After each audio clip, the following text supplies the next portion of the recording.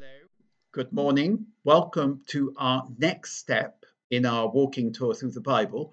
We're going to be looking at the prophet Habakkuk, another of the minor prophets. We're getting to the end of the Old Testament. He's a minor prophet, but he's got a very major message. Now, if you start off in the first chapter, there's, according to the invaluable subtitles provided by the Jerusalem Bible, there's a dialogue between the prophet and his God. The prophet is complaining. How long, O Lord, am I to cry for help while you will not listen, to cry oppression in your ear and you will not save? So the prophet's beef with God is the usual beef people have with God, the problem of innocent suffering. Why is there so much injustice in the world? And he goes on, why do you set injustice before me? Why do you look on where there is tyranny? Outrage and violence, that's all I see. All is contention and discord flourishes. And so the law loses its hold and justice never shows itself. Yes, the wicked man gets the better of the upright, and so justice is seen to be distorted. This could be anybody speaking in the 20th century, couldn't it? The fact that the wicked hold sway over the good. What he's thinking about, of course, is the fact the Chaldeans, the Babylonians, have invaded Israel, shattered Israel, and so on, and there's no comeback. God has not taken it out on the Chaldeans. God's answer comes that the Chaldeans are the instrument of his wrath, and therefore the Chaldeans, doing injustice, are punishing the wicked, and the wicked who are punished deserve it. And those wicked, of course, are the people of Israel who've not been keeping the covenant. The second complaint is also directed about the Chaldeans, and we have this wonderful image. This is about verse 15. The Chaldeans are a people then who catch all on their hook, who draw them with their net, in their dragnet gather them, and so triumphantly rejoice. So the Chaldeans, these great empire builders, are like fishermen. They grab all these fish out of the sea. At this, they offer a sacrifice, not to God, but to their net, and burn incense to their dragnet for providing them with luxury and lavish food. Are they then to empty their net unceasingly, slaughtering nations without pity? So the Chaldeans are wicked people because they have made a god of their own power and of their own military might. Well, God answers, and the answer he gives is chapter 2, verse 4, sums it up. This is the mighty message I mentioned of the prophet Habakkuk. God answers in verse 2, he says, write this vision down, inscribe it on tablets to be easily read, since this vision is for its own time only. Eager for its own fulfillment, it does not deceive. It comes slowly. If it comes slowly, wait, for it will come without fail. Now, lovely poetic words, but I don't know what they mean. And it says this vision is for a time only. I think the opposite is true. I think this vision is forever. And this is the vision. This is the mighty vision, the mighty words. See how he flags, he whose soul is not at rights. But the upright man will live by his faithfulness. In other words, the ungodly, the unjust, the wicked, they will not prosper. They will flag. They will feel weary. They will be weighed down by cares. Whereas the upright man, the person who does justice, will live by his faithfulness. Now, what's happened here, and this is really quite important, I think, is that the political situation, the Chaldean Empire, which is oppressing so many people, is what Habakkuk has been considering. But now God's answer is an existential answer. He's saying, it's not the political situation that God is speaking about. He's talking about the interior situation of your soul. So it's from the exterior situation of the world to the interior situation of your soul. He's saying, if you are unjust, if you do wrong, you will suffer. Your soul will be you're not right and you will be flagging. But if you live in justice, then you will be okay. In other words, the good prosper because of their goodness. The wicked will not prosper inside themselves. Their souls will be troubled. But if you are a good person, you will live by your faithfulness. I'm not quite sure what this word faithfulness means. Sometimes you get this word integrity bandied around in the Old Testament. What does faithfulness mean? Well, it means faithfulness to the law, faithfulness to the justice of God. It means clinging to God.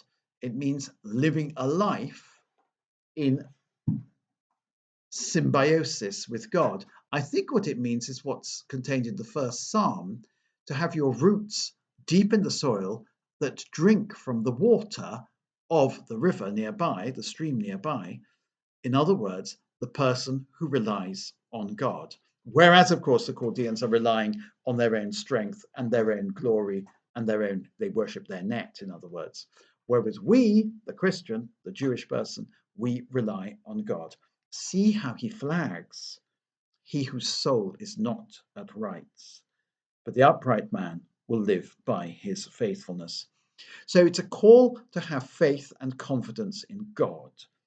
And it is also a notice that those who do not have faith in God are destined to fade away.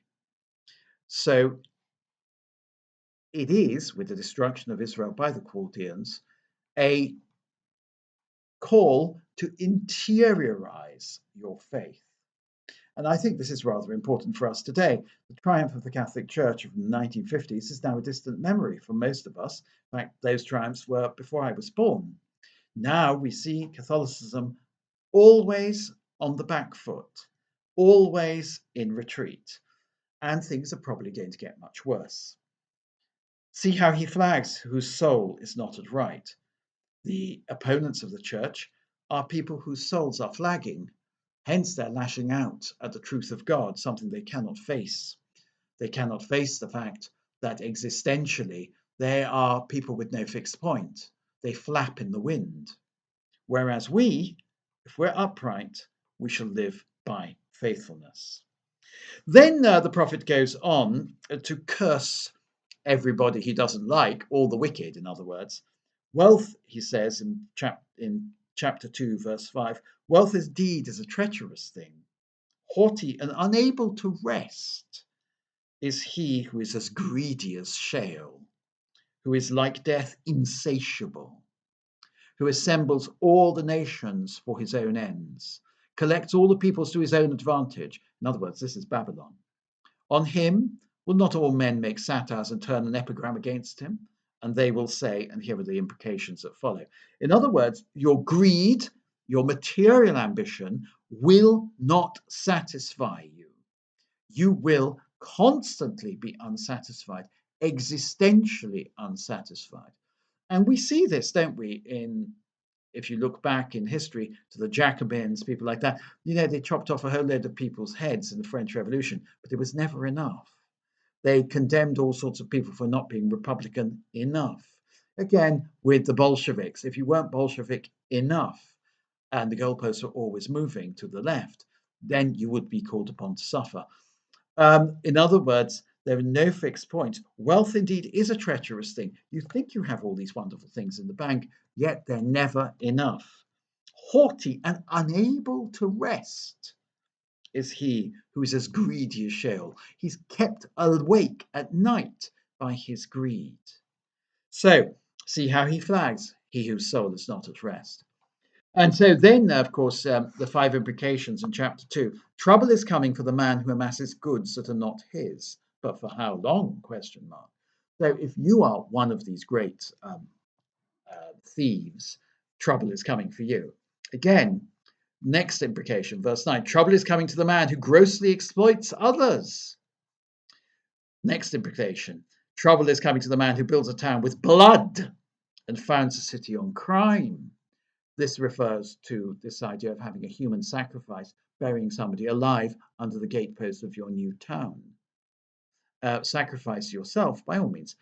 In other words, make sacrifices for the good of the community, but don't sacrifice other people. Above all, don't murder other people just because you think it's some sort of, You have these mistaken religious beliefs.